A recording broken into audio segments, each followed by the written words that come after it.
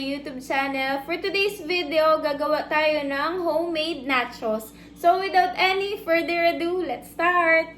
Yung mga ingredients na kailangan natin: nachos, evaporated milk, tomatoes, ground pork. Mas okay kung gagamit kayo ng ground beef, pero dahil ECQ ngayon at ayaw na namin lumabas, ito lang yung may available kami, itong ground pork, cabbage, onion, garlic, butter, cheese whiz. Kailangan din natin dito ng konting black pepper, ng soy sauce. Kailangan din natin ng cooking oil at salt. So, let's start.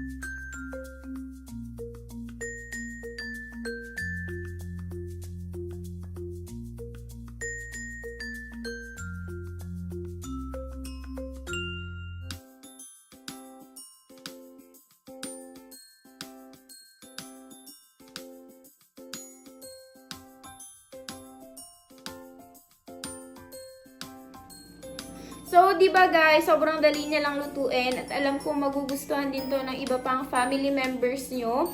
At sana nag-enjoy kayo sa video na to.